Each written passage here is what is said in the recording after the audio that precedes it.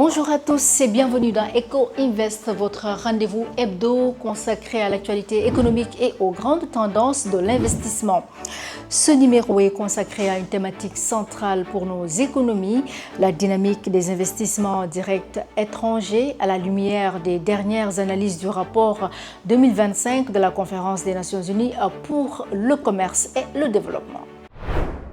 Dans un contexte international marqué par des incertitudes géopolitiques, des tensions financières et une reconfiguration des chaînes de valeur mondiales, le flux d'investissement dans le monde recule mais se transforme profondément.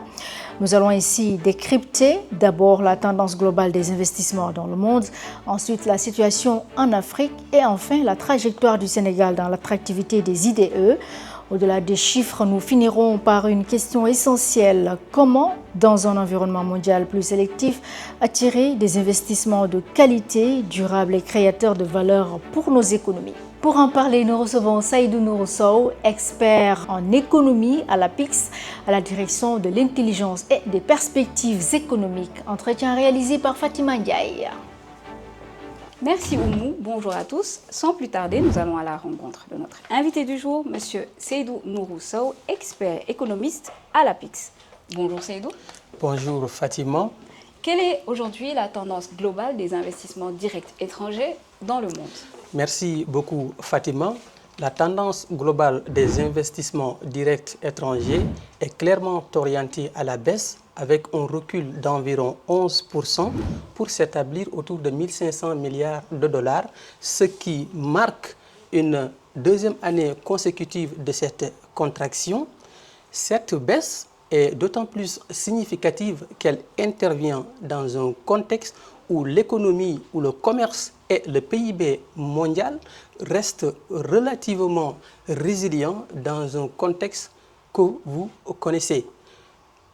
Trois facteurs majeurs expliquent cette dynamique. D'abord, la montée des incertitudes géopolitiques et des tensions commerciales qui incitent les entreprises à privilégier des stratégies de relocalisation ou de régionalisation.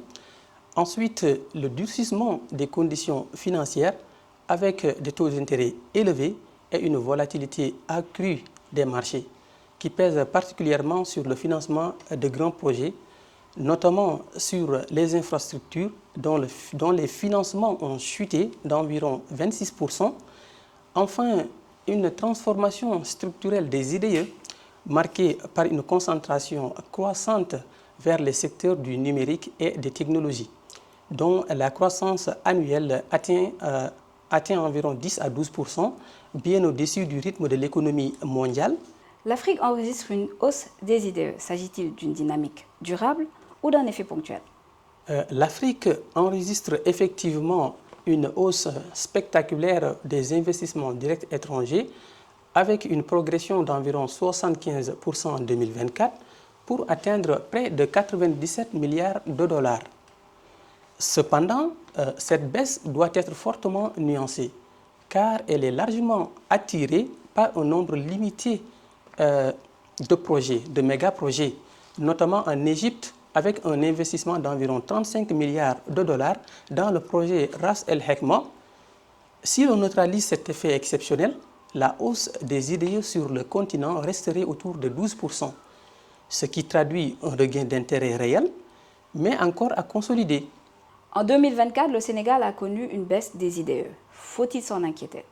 La baisse des investissements directs étrangers au Sénégal en 2024 de l'ordre de 58% peut paraître préoccupante à première vue, mais elle doit être interprétée avec prudence. En réalité, il s'agit davantage d'un effet de base après une année 2023 exceptionnelle, marquée par de grands projets dans les hydrocarbures, les infrastructures et le numérique. En 2024, les flux reviennent à un niveau plus normal autour de 2 milliards de dollars, ce qui correspond à une phase de stabilisation plutôt qu'à un décrochage.